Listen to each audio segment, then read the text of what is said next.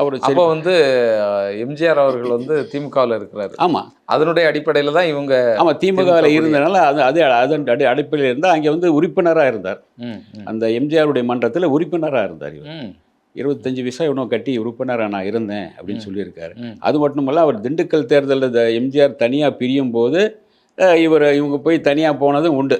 ம். கொடியெல்லாம் கட்டிட்டு உங்களுக்கு சைக்கிளில் போனதும் உண்டு. இவங்க மதுரையிலேருந்து போனதும் உண்டு. அதே மாதிரி அவங்க அப்பா வந்து காங்கிரஸ்காரர் நிற்கிறார், ஒரு திமுக காரனை ஜெயிக்க வச்சு அவங்க அப்பாவை தோக்கடிச்சாங்க இவங்க. ஓ திமுக தானே இவங்க. அதனால் அதுக்கு பிறகு பிராச்சித்தமாக அடுத்த வாட்டி அவங்க ஜெயிக்க வச்சாங்க வைங்க. அந்த அளவுக்கு திமுக மேலே ஒரு இது அப்போ இருந்து அவர் திமுக மேலே ஒரு ஈர்ப்பு ஏற்பட்டுச்சு. விஜய் எம்ஜிஆர்ங்கிற காரணத்தை எம்ஜிஆருடைய கட்சிங்கிறனால அது அப்படியே வந்தாச்சு. அந்த இதில் தான் இருந்தது. அப்புறம் வந்து இவங்களுக்குள்ள அந்த சினிமா ஆசை அப்பப்போ வந்து அதுக்கு பிறகு படிச்சுட்டு இவர் வந்து டியூட்டோரியல் காலேஜ் போய் சேர்றாரு. அங்கேயும் வந்து பாஸ் ஆகலை. இல்லை 10ஆம் வகுப்பு தோற்று அடுத்தது டியூட்டோரியல் காலேஜ் போய் சேர்றாரு. அங்கேயும் சரியாக உருப்படலன்னு வைங்க. அங்கேயும் போய் இங்கே இந்த குரூப் வந்துடும், சேர்ந்து வந்துடுவாங்க. இரவு ராஜாக்கள் குரூப்னு வந்துடுவாங்க. இவங்க சேர்ந்து வந்தாங்கன்னா அதோட இவங்களுக்கு இதே நினைப்பு தான் இருக்குது.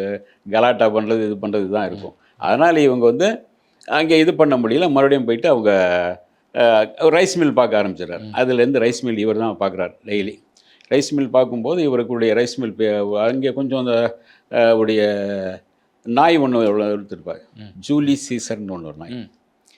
இவர் தூங்கும்போது அந்த சாவியை தூக்கி வீசிட்டு எவ்வளோ தூங்கிடுவார்.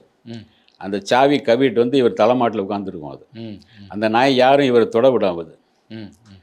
ஒரு இப்ராஹிம் ராவுத்தர் இப்படி தொட்டவுடனே கையை கவிரிச்சு. அது அந்த அளவுக்கு அந்த நாய் அது யாரும் உள்ள நுழைய விடாது.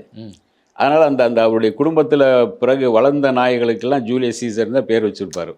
பெரும்பாலும் அவருடைய ஒரு சினிமாவில் பீக்கில் இருக்கும்போது 100வது படமான கேப்டன் பிரபாகரன் நடக்கும்போது இவர் வந்து 3 மாதம் இதில் இருக்கார். 2 மாதம் 1 மாதத்துக்கு மேலே ஷூட்டிங் அவுட்டோரில் இருக்கார். வரவே இல்லை.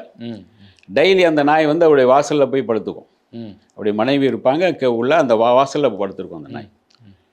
இவர் வரவே இல்லை அப்படின்னு சொல்லி அதுக்கு பிறகு அவங்கள வந்து வர வச்சு ஃபோனில் பேசி சீசர் சாப்பிட்டியா நீ அப்படி இப்படிலாம் குரல் கொடுத்து இது கொடுத்து அதுக்கு பிறகு சாப்பிட வச்சு இந்த மாதிரியெல்லாம் அந்த நாய்களோடு நல்ல நட்பு இருக்கும் அவருக்கு.